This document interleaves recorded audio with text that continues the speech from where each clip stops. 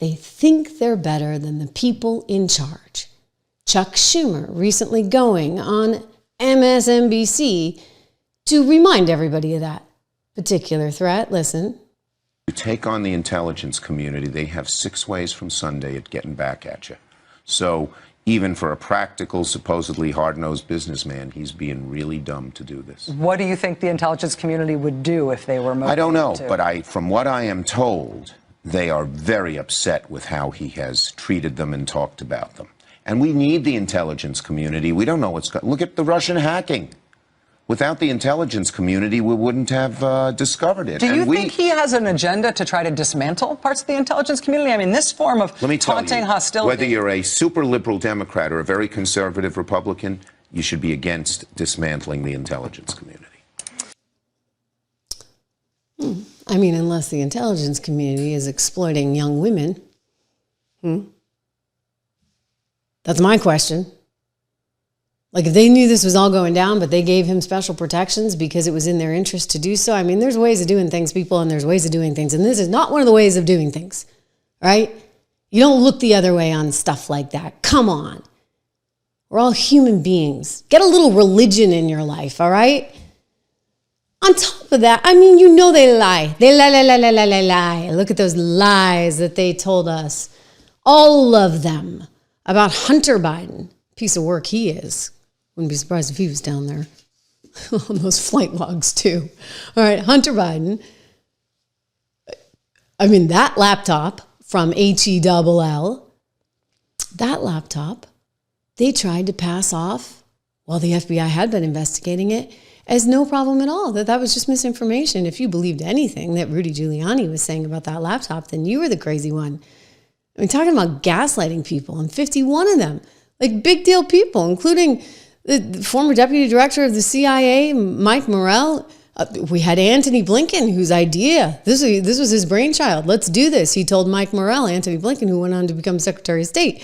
You think that we're going to trust you guys now when you always tell us it's us that's wrong and yet we're the ones that are right and you're the ones that are wrong? You think Pam Bondi appreciates getting a bunch of information that was already out there?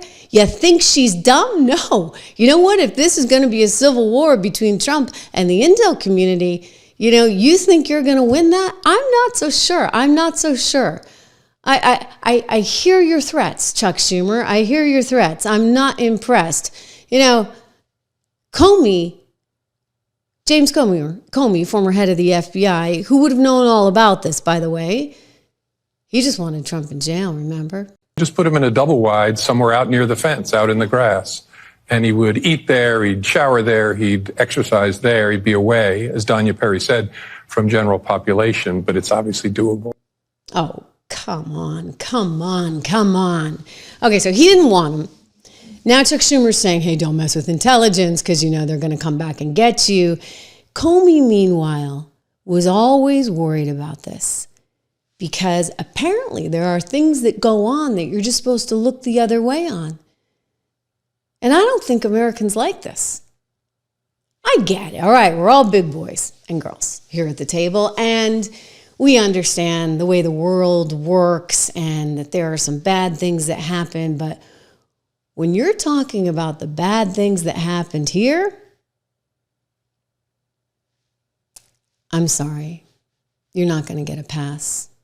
FBI, CIA, whoever you are that was okay with this, you're really not. If there's a connection between Jeffrey Epstein and these intelligence divisions, we're not giving you a pass. No freaking way, okay?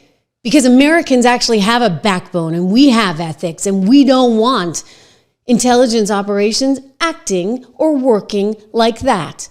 By the way, would you stop using attractive women, for goodness sakes? Here's Comey, totally worried about what would go down should Donald Trump win.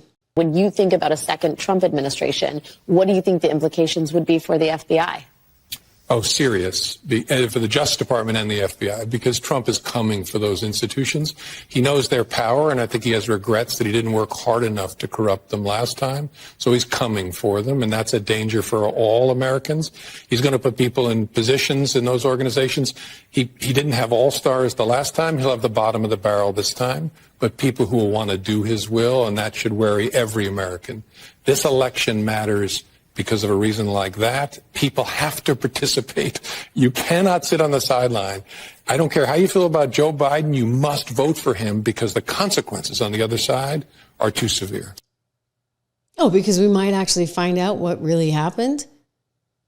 You don't want the American people to find out? Clearly, somebody doesn't want the American people to find out, which is why they gave Pam Bondi nothing. And this is why Pam Bondi is saying she wants it all. She wants all the videotapes. She wants all the phone records. And if she doesn't get it from the FBI field office in New York, there's going to be hell to pay.